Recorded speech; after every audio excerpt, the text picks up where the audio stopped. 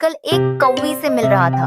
कालू जी, हम दोनों इतने दिनों से छुप छुप कर मिल रहे हैं, इसका क्या फायदा हुआ? आप तो मुझसे शादी नहीं करोगे। कल से मैं आपसे मिलने यहाँ नहीं आऊंगी। चमकीलो, ऐसा मत बोलो। मैं तुम्हारे बिना नहीं रह सकता। हम दोनों कल ही शादी कर लेंगे। मगर कालू जी, शादी में पहनने के लिए मेरे पास एक भी गहना नहीं है। अच्छा, कोई बात नहीं। मेरी बीवी गोरी है ना, उसका सोने का हार लाकर मैं तुम्हें दे दूंगा। वो चमकीलो कौवी एक नंबर की चोर थी। वो कालू कौवे का दिया हुआ सोने का हार लेकर वहाँ से भाग जाती है। कौवा चमकीलो कौवी का इंतजार कर रहा था। चमकीलो, अभी तक तैयार होकर क्यों नहीं आई? सब ठीक हो? वो मुझसे धोखा तो नहीं दे रही है ना? नहीं नहीं, चमकीलो ऐसा नहीं कर सकती। गोरी जैसे ही अपने गहनों वाला संदूक खोलती है, उसमें सोने का हार ही नहीं था। ये देखकर गोरी उदास हो जाती है। मेरा सोने का हार कहाँ गया? कौन ले गया मेरा हार? चमकीलो कौवी का इंतजार कर करके कालू कौवा घर लौटता है। कालू, मेरा सोने का हार नहीं मिल रहा है। मैंने तो यही संदूक में रखा था अपना हार। गोरी, मुझे तो कुछ नहीं पता। तुम अच्छे से याद करो, कहीं और रखे होंगे तुमने गहने।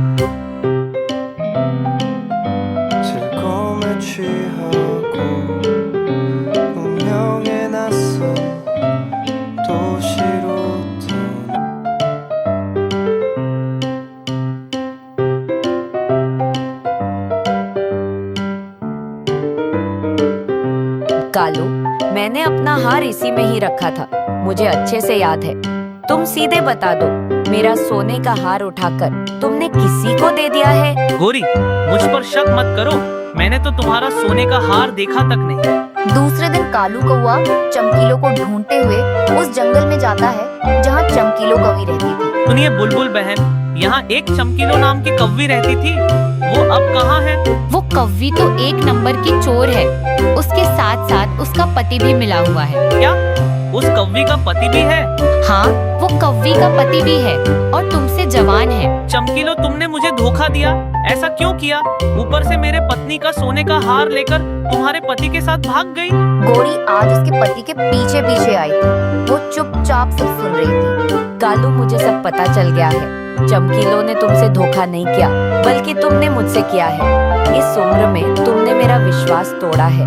मैं तुम्हें कभी माफ नहीं करूंगी। गोरी, अगर तुमने सब सुन लिया है तो मुझे माफ कर दो। मैं ऐसा करना नहीं चाहता था, लेकिन मुझसे ऐसा हो गया। मुझे माफ कर दो मेरी पत्नी। कालू, मेरा सोने का हार का क्या करोगे? गौरी, मैं उस चमकीलो को नहीं छोड़ूंगा। तुम्हारा सोने का हार वापस लाकर ही रहूंगा। कालू भैया, सबसे बड़ी गलती तो आपकी है।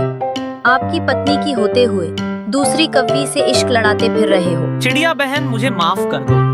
अब किसी तरह गौरी का सोने का हार ढूंढने में मेरी मदद करो। वो हार मुझे मेरी माँ ने दिया था। मैं कालू को कभी माफ नहीं करूंगी अगर वो हार मुझे नहीं मिला तो। कालू, चलो हम दूसरे जंगल चलते हैं। वो कौवी जरूर दूसरे जंगल में कबूतर सुनार के पास जाएगी, वो सोने का हार बेचने के लिए। फिर कौवा और चिड़िया दूसरे जंगल जाते हैं। हम दोनों ये सोने का हार बेचकर हमारा एक नया घर बनाएंगे। हाँ पति जी, जल्दी से चलिए। फिर चमकीलो और उसका पति सोने का हार बेचने के लिए कबूतर सुनार के पास जाते हैं। ये सोने का हार तो बहुत अच्छा और कीमती भी है। कबूतर, जितने भी पैसे दोगे जल्दी से पैसे दे दो। चिड़िया और कौवा भी वहाँ पहुँच जाते हैं। चमकीलो, अब तुम्हें तो किसी नए शिकार के लिए जाना होगा। कबूतर, ये सोने का हार मेरा है। ये कौवी तो धोखेबाज है। धोखेबाज, मुझे इसने अपने प्यार के जाल में फंसाकर मेरी पत्नी का सोने का हार चुरा लाया। कालू, मैं अभी पुलिस को बुलाता हूँ। नहीं नहीं कालू, मुझे पुलिस के पास मत भेजो। मुझे माफ कर दो। हम दोनों दोबारा से ऐसी गलती नहीं करेंगे। हम मेहनत करके कमाएंगे। कालू भैया, यहाँ से चलिए और फिर से किसी कौवी के जाल में ना फंस जाना। चमकीलो, तुमने तो मेरी आंखें खोल दी। इतने दिन से मैं अपनी पत्नी गोरी को नफरत करता था, लेकिन वही मेरी जान है, वही मेरी जिंदगी है। उस दिन के बाद से कालू कौवा सुधर जाता है और अपनी पत्नी गौरी कौवी को बहुत प्यार करने लगता है। मैं क्या कह रही थी कालू जी कि मेरा मन कर रहा है कि क्यों ना इस जंगल के सब पक्षी इस जंगल को छोड़कर चले जाएं। फिर हम ही इस जंगल में रह जाएंगे और सभी पेड़ों से हम ही फल खाएंगे और खूब अनाज खाएंगे। हाँ गौरी, अगर ऐसा हो जाए तो फिर तो मजा ही आ जाए। मैं ऐसा करती हूँ, अपनी माँ के पास चली जाती हूँ।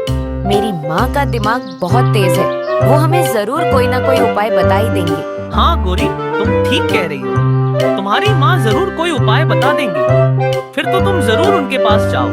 फिर गौरी कौवी उठती है और अपनी माँ के पास आती है और अपनी माँ से कहती है, माँ, मैं और कालू चाहते हैं कि हमारे जंगल के पक्षी उस जंगल को छोड़कर चले जाएं। मैं इसीलिए आपके पास सलाह लेने आई हूँ। गौरी बेटी, क्या तुम ये चाहती हो कि जंगल के सभी तरह का भोजन और फल तुम ही खाओ? हाँ माँ, हम दोनों पति पत्नी यही चाहते हैं ताकि जंगल के सब पक्षी चले जाएं। तो गौरी बेटी, तुम पक्षियों को बोल दो कि जंगल में तेज तूफान और बारिश आने वाली है। यह सुनकर पक्षी डर जाएंगे और जंगल छोड़कर चले जाएंगे। फिर तुम दोनों ही रह जाओगे पूरे जंगल में और तुम ही राज करोगे। माँ, मेरी प्यारी माँ, ऐसे तो किसी को भी हम पर शक नहीं होगा। आपने कमाल का आइडिया दिया है। गौरी अपने घर वापस आने लगती है। तभी रास्ते में उसे रानू चिड़िया अपने घर के बाहर बैठी दिखाई देती है। चिड़िया, अच्छा हुआ कि तुम मुझे मिल गई। चिड़िया, तुम जंगल के सब पक्षियों को जल्दी से ये बात बता दो कि इस जंगल को छोड़कर चले जाएं किसी सुरक्षित जगह, क्योंकि इस जंगल में तेज तूफान और बारिश आने वाली है और उस तूफान से सारे घर बारिश में डूब जाएंगे। बेचारी रानू चिड़िया डर जाती है। गौरी, अगर ये बात है तो फिर तो हम पक्षियों के लिए यहाँ खतरा है। मैं अभी जाकर ये बात कबूतर को बताती हूँ। फिर गौरी अपने घर आ जाती है। फिर गौरी कालू को अपनी माँ का उपाय बताती है। कालू जी, मेरी माँ ने ऐसा उपाय बताया है कि शाम तक ही जंगल के सब पक्षी इस जंगल को छोड़कर चले जाएंगे। गौरी, तुम ऐसा करो, तुम तोते के पास जाओ और मैं किसी और पक्षी के पास जाता हूँ। हम उन्हें भी ये खबर दे देते हैं। फिर गौरी कौवी तोते के पास आती है। मेरे भाई तोते, अब तुम इस जंगल को छोड़ने की तैयारी कर लो। लेकिन गौरी, क्यों? इस जंगल में क्या होने वाला है? क्या इस जंगल में शिकारी झील आने वाली है? वो क्या है ना, कल इस जंगल में तेज बारिश और तूफान आने वाला है। अगर तुम्हें अपनी जान प्यारी है तो इस जंगल को छोड़कर चले जाना, और अगर नहीं है तो यहीं रह लेना। हाँ, ठीक है गौरी, फिर मैं इस जंगल को छोड़कर चला जाऊंगा और अपनी पत्नी को भी ले जाऊंगा। वैसे भी मुझे तो इस तेज बारिश और तूफान से डर लगता है। वो तोता वहाँ से चला जाता है। चिड़िया कबूतर के पास आती है और उससे कहती है, कबूतर भैया, आप चिंता मत करो। जब बारिश और तूफान रुक जाएगा तब हम अपने जंगल में वापस आ जाएंगे। चिड़िया बहन, मैंने अपना नया घर बनाया था। मेरे लिए अपना नया घर छोड़ के जाना बहुत मुश्किल है। कबूतर भैया, अगर जिंदा रहे तो घर तो दोबारा भी बन जाएगा। आप इतनी टेंशन क्यों ले रहे हो घर की? आप चले जाओ किसी सुरक्षित जगह पर, अगर तूफान और बारिश से बचना है तो। फिर चिड़िया अपने घर आती है और बच्चों से कहती है, गुड़िया और कुकू, अपना सामान इकट्ठा करो। हमें आज शाम को इस जंगल को छोड़कर यहाँ से जाना होगा। मम्मा, ये तूफान बहुत गंदा है। इसकी वजह से हमें कई बार अपना घर छोड़ के जाना पड़ता है। अब हम कहाँ जाएंगे और कहाँ जाके रहेंगे? मेरे बच्चों, तुम चिंता मत करो। हम कुछ दिनों के लिए तुम्हारी नानी के घर चले जाते हैं और वहीं रहेंगे। जब तूफान चला जाएगा तो फिर हम अपने जंगल में वापस आ जाएंगे और फिर से इसी घर में आकर रहेंगे। बच्चे तो नानी के घर का सुनकर खुश हो जाते हैं। चिड़िया फिर अपना सामान बांधती है और वहाँ से निकल जाती है। जंगल के कुछ और भी पक्षी जंगल छोड़कर जा रहे थे। तभी रास्ते में चिड़िया को कौवा कौवी मिलते हैं। वो उनके पास आकर रुकती है। गौरी, कालू, तुम दोनों अभी यहाँ बैठे हो? तुम दोनों कहाँ जाओगे इस जंगल को छोड़कर? चिड़िया, हम इस जंगल को छोड़कर मेरी माँ वाले जंगल में जाएंगे। वहाँ कोई तूफान नहीं आएगा तो हम सुरक्षित रहेंगे। जब तूफान चला जाएगा तो अपने जंगल आ जाएंगे। चिड़िया, अब तुम जल्दी से जाओ अपने बच्चों को लेकर। कहीं ऐसा ना हो कि तूफान आ जाए और तुम यहीं रह जाओ। फिर तूफान में तुम्हारे ये दोनों छोटे छोटे बच्चे मर जाएं। क्यों कालू, तुम हर समय गलत ही क्यों बोलते रहते हो? अरे कभी तो मुझे अच्छी बात निकाल लिया करो। मैं जा ही रही हूँ। ये कहकर चिड़िया अपने बच्चों को लेकर वहाँ से उड़ जाती है। ऐसे जंगल के सभी पक्षी उस जंगल को छोड़कर चले जाते हैं। शाम तक पूरा जंगल खाली हो जाता है। दोनों शैतान कौवे बैठे मजे से फल खा रहे थे। कालू जी, अब इस पूरे जंगल पे हमारा राज है। इधर कोई अब दूसरा पक्षी भी नहीं है। हम मजे से मीठे मीठे फल खाएंगे। हाँ गौरी, अब हमें भोजन लेने के लिए ज्यादा दूर दूर तक नहीं जाना पड़ेगा और हम यहीं रहेंगे और मजे से फल खाएंगे। अब तो यहाँ कोई दूसरा पक्षी भी नहीं है जो वो आकर फल ले जाएगा और फल खत्म हो जाएंगे। वो दोनों कौवे ऐसे फल खा रहे थे। साहिल, वो शर्मील का बच्चा खो गया। इतना बड़ा जंगल है, ढूंढेंगे कैसे? इरादा ढूंढने का है। चलिए।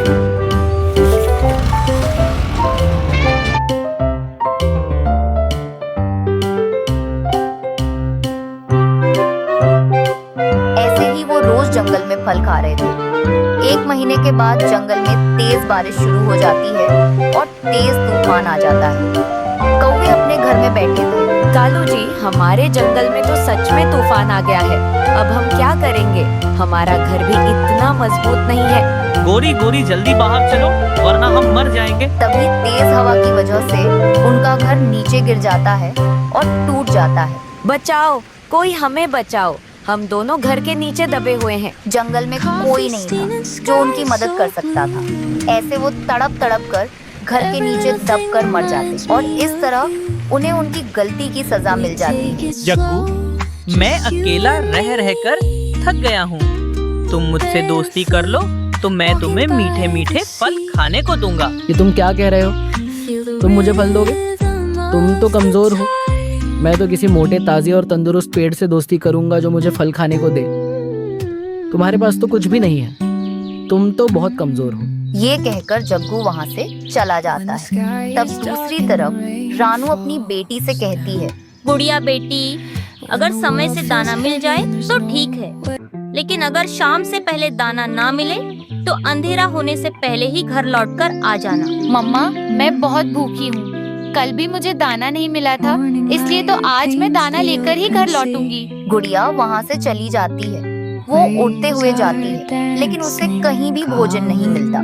वो फिर भी उड़ती जाती है, लेकिन जब ज्यादा उड़कर जाती है तो थक जाती है। तब वो उसी कमजोर पेड़ के पास बैठ जाती है। छोटी चिड़िया, क्या तुम मुझसे दोस्ती करोगी? मैं तुमसे दोस्ती तो कर लेती हूँ, लेकिन मैं तुम्हें क्या दे सकती हूँ? मेरा घर तो यहाँ से बहुत दूर है और मैं बहुत छोटी भी हूँ। नहीं नहीं चिड़िया, मैं तुमसे कुछ नहीं लूंगा। मैं उल्टा तुम्हें मीठे मीठे फल दूंगा। सच में? आप मुझे मीठे मीठे फल दोगे? तो फिर मैं आपसे दोस्ती कर लेती हूँ। गुड़िया और वो पेड़ दोनों आपस में बातें कर रहे थे। बातें करते हुए शाम हो जाती है। मैं और मेरी मम्मा बहुत भूखी हैं। हमने कल से कुछ नहीं खाया है, इसलिए अब मुझे जाना होगा, क्योंकि घर पर मेरी मम्मा मेरा इंतजार कर रही होंगी। अब मैं चलती हूँ। रुको मेरी गुड़िया दोस्त, एक बार तुम अपनी आंखें बंद करो। ये सुनकर गुड़िया अपनी आंखें बंद कर लेती है। जैसे ही वो आंखें बंद करती है, उस पेड़ पर एक बहुत ही बड़ा और अच्छा सा आम लग जाता है। गुड़िया, अब तुम अपनी आंखें खोल सकती हो। गुड़िया जैसी ही पका हुआ आम पेड़ पर देखती है तो वो हैरान हो जाती है। ये क्या? ये इतना पका हुआ आम यहाँ पर कहाँ से आ गया? अभी तो यहाँ कुछ भी नहीं था। तुम इसे अपने साथ घर ले जा सकती हो और इसे मिलकर अपनी माँ के साथ खाना। गुड़िया, तुम बहुत अच्छी हो। तुमने मेरा विश्वास किया। बाकी किसी ने मेरा विश्वास नहीं किया। बाकी सब तो मुझे कमजोर बताते थे। लेकिन तुम ये बात किसी और को ना बताना कि मैंने तुम्हें फल दिया है और तुम इस आम को ले जाओ। मेरी मम्मा तो ये मीठा और पका हुआ आम देखकर बहुत खुश होंगी। गुड़िया आम को लेकर घर आ जाती है। तब उसकी मम्मा उससे कहती है, गुड़िया बेटी, सच सच बताना, कहीं से चोरी करके तो नहीं लाई हो इस आम को? नहीं नहीं मम्मा, मैं इसे चोरी करके नहीं लाई हूँ। मैं सच बोल रही हूँ। ये आम तो मुझे मेरे नए दोस्त कमजोर पेड़ ने दिया है। ये इतना बड़ा और इतना पका हुआ मीठा आम ये छोटी चिड़िया की बेटी कहाँ से ले आई? गौरी कौवी खिड़की में से उन दोनों माँ बेटी को मीठा आम खाते हुए देख रही थी। अगले दिन जब चिड़िया अपनी बेटी के साथ दाना ढूंढने जाती है तो गौरी कौवी भी उनका पीछा करती है। गुड़िया अपनी माँ को लेकर उसी पेड़ के पास जाती है। ये है मेरा पेड़ दोस्त, इसी ने मुझे आम नाम दिया था। गुड़िया, मैंने तुम्हें मना किया था ना कि किसी को मत बताना, लेकिन फिर भी तुमने इन्हें बता दिया। मेरे पेड़ दोस्त, यह तो मेरी मम्मा है। भला कोई अपनी मम्मा से भी बातें छुपाता है जो मैं छुपाऊंगी? गुड़िया, ये तुम्हारी मम्मा है। फिर तो तुमने अच्छा ही किया कि अपनी मम्मा को बता दिया। मम्मा से कोई भी बात नहीं छिपाते हैं। मुझे आप ये बताओ, क्या कल मेरी बेटी गुड़िया आपके पास से मीठा आम लेकर गई थी? हाँ हाँ, वो आम मेरे से लेकर गई थी। मैंने ही दिया था इसे। और बताओ मेरी गुड़िया दोस्त, क्या खाओगी? मेरे दोस्त पेड़, क्या आप मुझे मीठे वाले अंगूर दे सकते हो? हाँ हाँ मेरी दोस्त गुड़िया, क्यों नहीं। तुम जो भी मांगोगी तुम्हें सब मिलेगा। चलो अब तुम दोनों अपनी आंखें बंद करो। ये सुनकर वो दोनों अपनी आंखें बंद कर लेती हैं। जैसे ही वो दोनों आंखें बंद करती हैं, पेड़ पर मीठे अंगूर आ जाते हैं। वो दोनों माँ बेटी तो अंगूरों का गुच्छा देखकर बहुत खुश हो जाती है। गोरी कौवी थोड़ी दूर पर छुपकर ये सब देख रही थी। अच्छा, तो अब समझी। यह दोनों माँ बेटी इस जादुई पेड़ से मीठे मीठे फल लेती हैं। आपका बहुत बहुत धन्यवाद पेड़ जी, हमें ये फल देने के लिए। नहीं नहीं, आपको ये सब बोलने की कोई जरूरत नहीं है। गुड़िया मेरी बहुत अच्छी दोस्त है, तो मैं अपनी दोस्त के लिए इतना तो कर ही सकता हूँ। दोनों माँ बेटी तो फिर वो मीठे अंगूर लेकर वहाँ से चली जाती है। तब गोरी कौवी उस पेड़ के पास आ जाती है और कहती है, सुनो पेड़, मुझे तुम सोने का हार दो, क्योंकि मुझे पता है कि तुम अपने जादू से कुछ भी दे सकते हो। लाओ, मुझे जल्दी से सोने का हार दो। नहीं नहीं, मैं तुम्हें सोने का हार नहीं दे सकता हूँ। मैं सिर्फ फल ही दे सकता हूँ, और मैं अपने दोस्तों को ही फल देता हूँ, बाकी किसी को नहीं। इसका मतलब फिर तो मुझे तुम्हें जड़ से ही काटना होगा, क्योंकि अगर तुम सोने का हार नहीं दे सकते हो तो क्या फायदा तुम्हारा। मैं तुम्हें जड़ से ही खत्म कर दूंगी। बड़ा आया कमजोर पेड़ कहीं का। नहीं नहीं, तुम मुझे काटना मत, तुम अपनी आंखें बंद करो।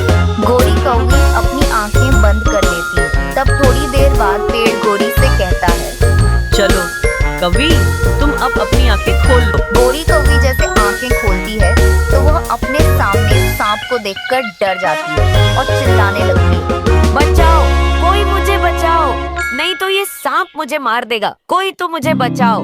गोरी कौवी तो ऐसे चिल्लाती हुई डरती हुई वहाँ से भाग जाती है। उस दिन के बाद से गुड़िया अपने पेड़ दोस्त को रोज पानी देती है और ढेर सारी बातें करती है। ऐसे वो दोनों खुशी से रहने लगते हैं। चिड़िया और कौवा दोनों दोस्त थे।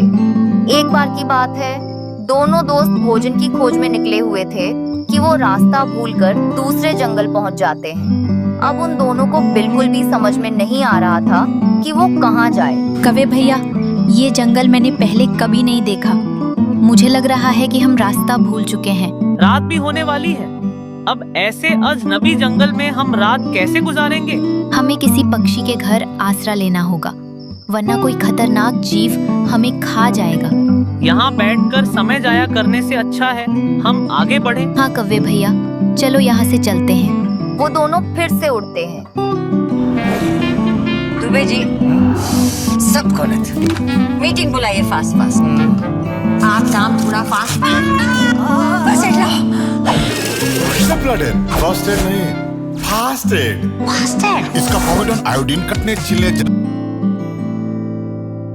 वो उड़ते हुए जा रहे थे कि उन्हें एक घर दिखाई देता है। दोनों जाकर दरवाजे पर दस्तक देते हैं। घर से एक तोता बाहर निकलता है। मैं नहीं जानता आपको, आप कौन हो? तोते, हम रास्ता भूलकर इस जंगल में आ गए हैं। हमें अपने घर में आश्रय दे दो।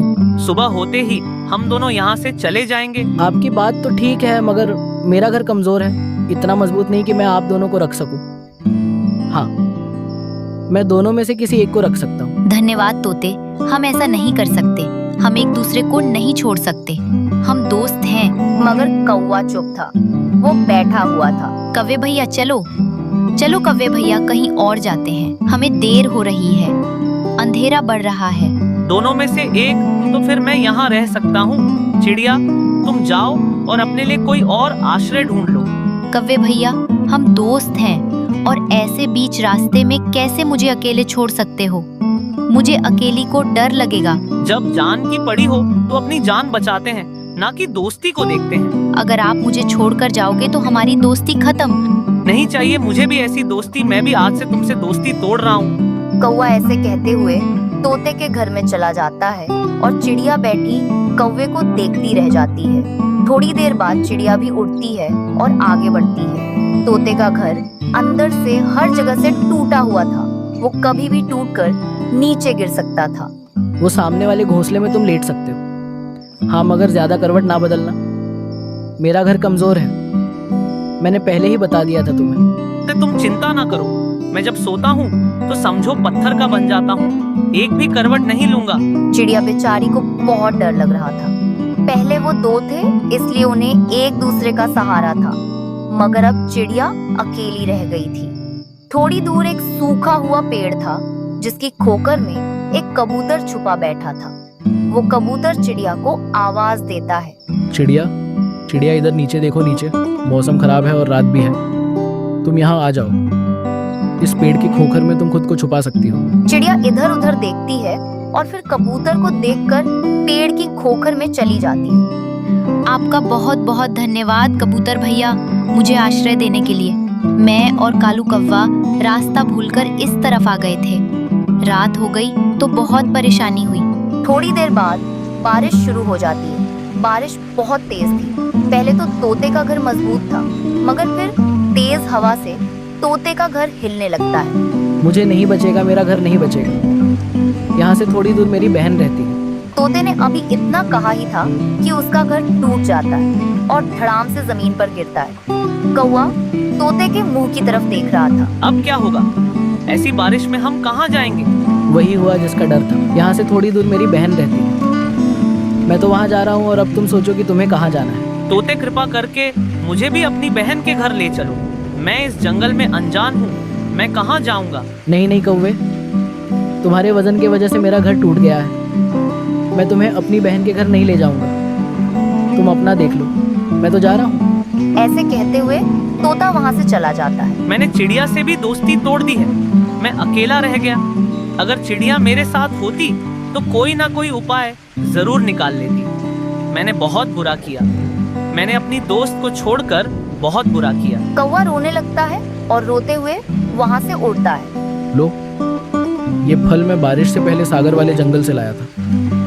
मैंने आधा खा लिया है, मेरा पेट भर गया है। अब तुम बाकी का आधा फल खा लो। कबूतर भैया, आप मुझे जानते भी नहीं हो और आपने मेरी इतनी मदद की। और एक वो मेरा बचपन का दोस्त मुझे रास्ते में ही छोड़ गया। तभी रोता हुआ कौवा भी वहाँ आ जाता है। कव्वे, तुम यहाँ? तुम तो तोते के घर में चले गए थे मुझे छोड़कर। टूट गया तोते का घर, टूट गया। चिड़िया मुझे माफ कर दो। मैंने बहुत बुरा किया जो तुम्हें रास्ते में ही छोड़ दिया। नहीं कव्वे, किया हुआ विश्वास वापस नहीं आ सकता। मेरी और तुम्हारी दोस्ती खत्म हुई। आज से तुम्हारे और मेरे रास्ते अलग अलग हैं। वैसे भी हमारी दोस्ती तुमने तोड़ी है। अब तुम यहाँ से जा सकते हो। फिर कौवा अपने गलती पर बहुत पछताता है और रोता हुआ वहाँ से चला जाता है। मम्मा, ये गर्मी कितनी ज्यादा हो रही है इस बार। मम्मा, मुझे इतना पसीना आ रहा है, ऐसा लग रहा है जैसे कि मैं नहा कर आई हूँ। मम्मा, ये सूरज इतनी आग क्यों बरसा रहा है? ये इतने गुस्से में क्यों है? क्या हमसे कोई गलती हो गई है? मम्मा, मुझसे भी यह गर्मी अब बर्दाश्त नहीं हो रही है। उड़ना तो दूर, सांस लेना भी मुश्किल हो गया है। अब तो हमारा ये घर भट्टी बन गया है। इतनी गर्मी हो रही है इसमें। क्या कोई जादू नहीं है इस गर्मी को दूर करने का? मेरे बच्चों, मैं तुम्हारी माँ हूँ। भले ही मैं गरीब हूँ, लेकिन मेरी ममता बहुत ज्यादा है आपके लिए। आप चिंता ना करो, मैं आपके लिए कुछ भी करूँगी, लेकिन इस गर्मी का कोई तो हल निकालूंगी। मम्मा, गोरी आंटी के घर में फ्रिज है ना? आप वहाँ से हमारे लिए ठंडा पानी लाइए। ठंडे पानी से थोड़ी तो राहत मिलेगी। हाँ गुड़िया बेटी, मैं अभी जाकर गोरी के घर से तुम दोनों के लिए ठंडा पानी ले आती हूँ। रानू चिड़िया ऐसे अपने बच्चों को समझाती है। वहीं दूसरी तरफ कौवे अपने घर में बैठे थे। उनका बेटा जग्गू गर्मी से तड़प रहा था। ये ऐसा कब तक चलेगा कालू जी? मैं इस गर्मी को और ज्यादा बर्दाश्त नहीं कर पा रही हूँ। हमारा बेटा सो भी नहीं पाता है। ये पंखा ऐसे चलता है जैसे मर गया हो। हवा तो जैसे इसके अंदर है ही नहीं और इतनी तो आवाज करता है। मैं ऐसे इस गर्मी को और बर्दाश्त नहीं कर पाऊंगी। गोरी, तुम तो मुझे हर समय ऐसे ही ताने मारती रहती हो। जाओ जाकर फ्रिज से ठंडा पानी पी लो। हम घोंसले में रहते हैं तो गर्मी तो लगेगी ही। मेरे पास कहाँ रखे हैं इतने पैसे? अल्लू जी, बार बार ठंडे पानी पीने से गर्मी थोड़ी दूर होगी। मुझे कुछ नहीं पता, तुम कुछ ना कुछ करो। घर में एक कूलर ही लगवा लो। अगर तुमने कूलर नहीं लगवाया तो मैं तो अपनी माँ के घर चली जाऊंगी। कम से कम वहाँ चैन की नींद तो सोऊंगी। वहाँ पे एक ढंग का कूलर तो है, यहाँ तो ये भी नहीं है। अब अपने मायके जाने की धमकी देने लगी। वो दोनों पति पत्नी ऐसे आपस में लड़ रहे थे, तभी रानो चिड़िया गोरी कौवी के घर आती है और उसका घर का दरवाजा खटखटाने लगती है। गोरी कौवी गुस्से में घर के बाहर आती है क्योंकि बाहर बहुत ज्यादा गर्मी थी। क्या है चिड़िया, तुम मेरा दरवाजा तोड़ दोगी?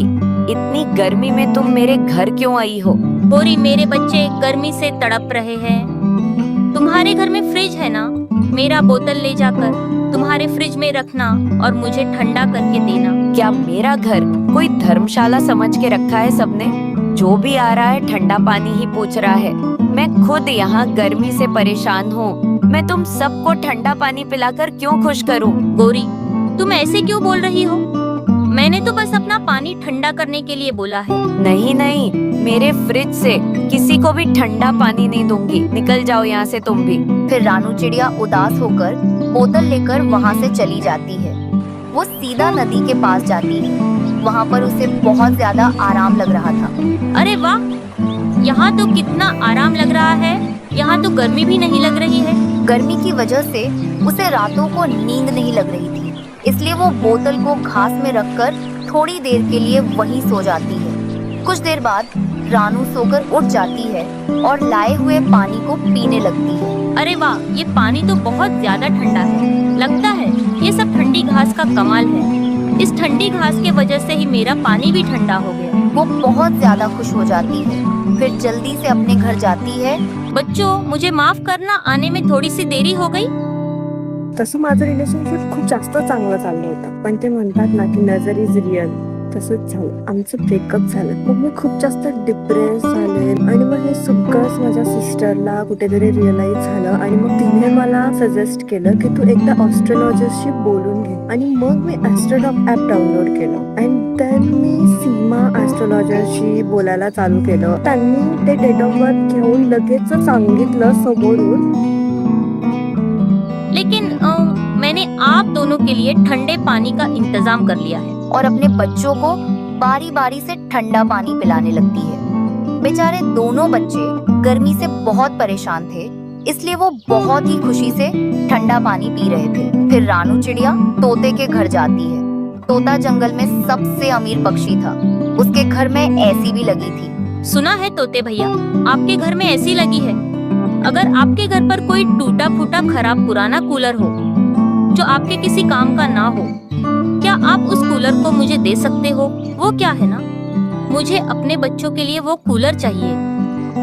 अगर आपके काम का ना हो तो मुझे दे सकते हो। हाँ, मेरे घर पर एक खराब कूलर तो है जो कि बहुत पुराना है। उसके अंदर का घास खराब हो गया है, लेकिन उसके अंदर घास लगाओगी तो वो हवा अच्छी देता है। और उसकी टंकी थोड़ी टूट गई है, उसमें से पानी निकलता है, बड़े बड़े छेद हो गए। क्या तुम उसका कुछ कर सकती हो? तो तुम ले लो।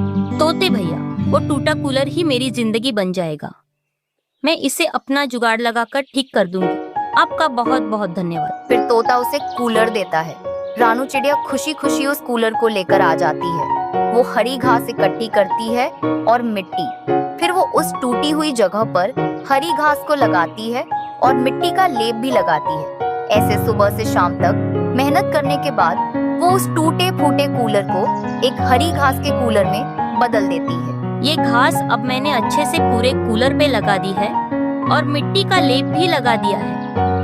अब ये कहीं भी टूटा नहीं है। ये तो अब अच्छा और नया कूलर बन गया है। अब मैं जल्दी से इसे घर ले जाती हूँ।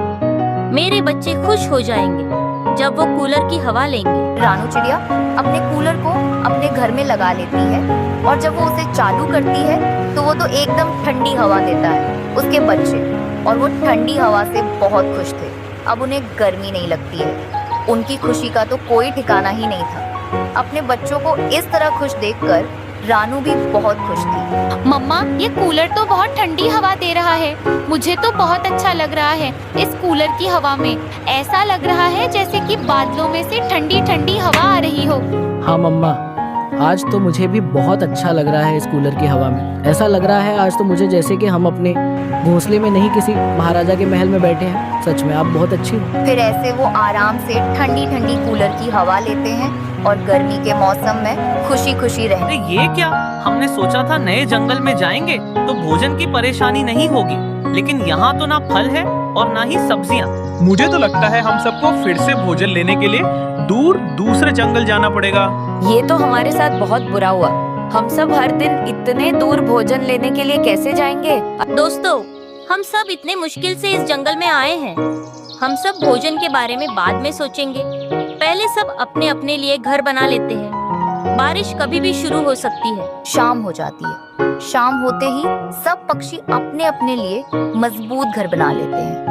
घर तो बना लिया हम सब ने, लेकिन कल भोजन लेने के लिए बहुत दूर जाना पड़ेगा हम सबको। मैं तो इसी के बारे में सोच कर बहुत परेशान हो रहा हूँ। दोस्तों, मैंने भोजन की समस्या का हल ढूंढ लिया है। बस हम सब पक्षियों को कुछ ही महीनों के लिए दूर जंगल जाकर भोजन की खोज करनी पड़ेगी। उसके बाद तो हमारे जंगल में फलों के बड़े बड़े पेड़ होंगे और सब्जियों के पौधे।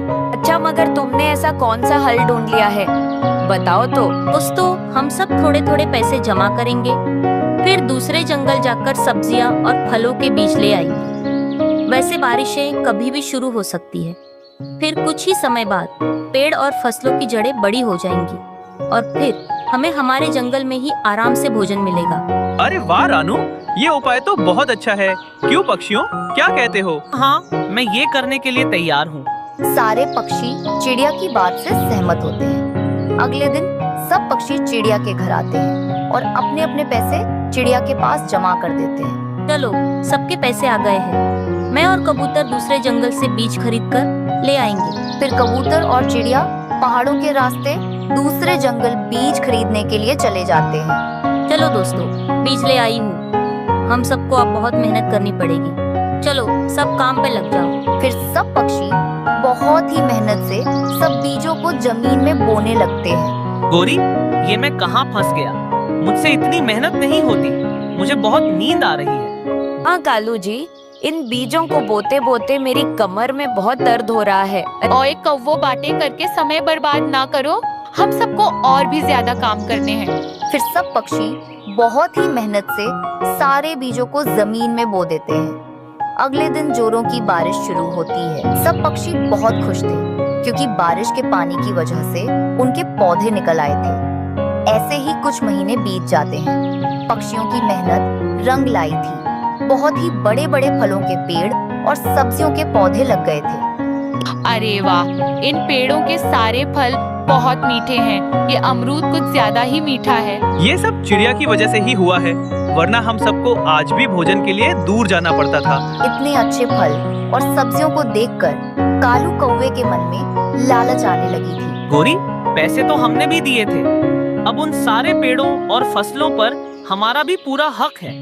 इसीलिए मैंने भी अब सोच लिया है, मैं फलों को तोड़कर महंगे महंगे दामों में जंगल में बेचूंगा और ढेर सारे पैसे कमाऊंगा। वाह कालू जी, हमारी सोच तो कितनी मिलती जुलती है। मैं भी यही सोच रही थी। कालू कौवा पेड़ों से फल तोड़कर उन्हें बैलगाड़ी में रखकर दूसरे जंगल बेचने के लिए चला जाता है। शाम तक वो सब फल बेचकर काफी ज्यादा मुनाफा कमा कर लाता है। अब तो कालू कौवा हर दिन यही काम कर रहा था। वो फलों को बेचकर बहुत सारे पैसे कमा रहा था। दोस्तों, मैंने देखा है कालू कौवा हर दिन हमारे फलों को तोड़कर दूसरे जंगल बेचने के लिए जा रहा है। बहुत हो गया उस कौवे का। अब हम कौवे को ऐसे करने नहीं देंगे। हमने फसलें हमारे लिए लगाए थे, ना कि दूसरों को बेचने के लिए। चलो हम कौवे से बात करते हैं। सब पक्षी गुस्से में कालू कौवे के घर आते हैं। कालू, तुम ये क्या कर रहे हो? अगर सारे फल तोड़कर दूसरे जंगल में बेच दोगे तो हम क्या खाएंगे? हाँ, हमको ये सब बिल्कुल भी पसंद नहीं है। वो सब पेड़ हमारे भी हैं। ने भी तो मेहनत की है। अब सारे फलों के पेड़ और सब्जियों के पौधे पर मेरा भी उतना ही हक है। कालू भैया, अब आप लालच मत करो। लालच का अंत बहुत बुरा होता है। अब तो मैं फल जरूर बेचूंगा। देखता हूँ मुझे कौन रोकता है। कालू, अगर तुमने फलों को बेचने की कोशिश की तो हम तुम्हें मार मार के इस जंगल से भगा देंगे। कालू जी, जाने दीजिए ये सब। पक्षी बहुत गुस्से में लग रहे हैं। अच्छा, ठीक है, लेकिन मैंने दूसरे जंगल में फलों की दुकान खोल ली है। तुम सब पक्षी मुझे एक आम का पेड़ दे दो। मैं वादा करता हूँ आम के पेड़ के अलावा दूसरे फलों को मैं पंख भी नहीं लगाऊंगा। अच्छा कालू भैया, आप आम का पेड़ ले लीजिए, मगर याद रखना दूसरे फल और सब्जियों के ऊपर आपका कोई हक नहीं। हाँ, ठीक है। कालू कौवा पैसे के लालच में आकर पक्षियों से एक आम का पेड़ ले लेता है। फिर हर दिन कालू कौवा अपने आम के पेड़ से आम तोड़कर दूसरे जंगल ले जाकर बेचने लगता है। ऐसे ही कुछ दिन बीत जाते हैं और बारिश का मौसम शुरू हो जाता है। धीरे धीरे कालू कौवे के आम के पेड़ से आम कम हो जाते हैं। यह क्या, आम के पेड़ के ऊपर एक भी आम नजर क्यों नहीं आ रहा है? कालू जी उठिए, अब हमारे आम के पेड़ में मीठे मीठे आम नहीं लग रहे हैं। क्या ऐसे कैसे हो सकता है? कल ही तो मैंने सारे आम निकाले थे। आज नए आम लगना चाहिए। फिर दोनों कौवे जल्दी से अपने आम के पेड़ के पास आते हैं। कालू जी, अब हम दोनों बर्बाद हो गए। बारिश के मौसम की वजह से अब हमारा पेड़ हमें आम नहीं देगा। मैंने पक्षियों से आम का पेड़ क्यों लिया? अब ये पेड़ गर्मी का मौसम आने तक आम नहीं देगा। अब मैं बर्बाद हो गया। अब कालू कौवा अपने लालच की वजह से दूसरे पेड़ और पौधों से फल या सब्जियां नहीं खा सकता था। जैसे कई सवालों के जवाब आपको यहाँ मिल जाएंगे, तो विविध हिंदू रीति रिवाज के बारे में विस्तार से जानने के लिए अभी सीखो ऐप डाउनलोड कर लीजिए।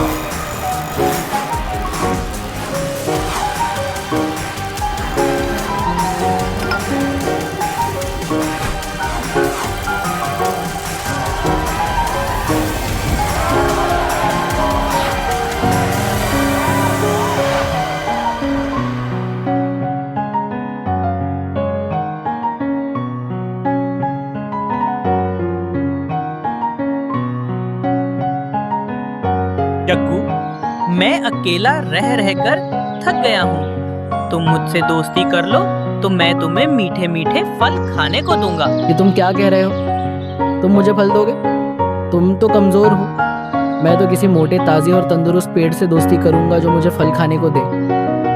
तुम्हारे पास तो कुछ भी नहीं है। तुम तो बहुत कमजोर हो। ये कहकर जग्गू वहाँ से चला जाता है।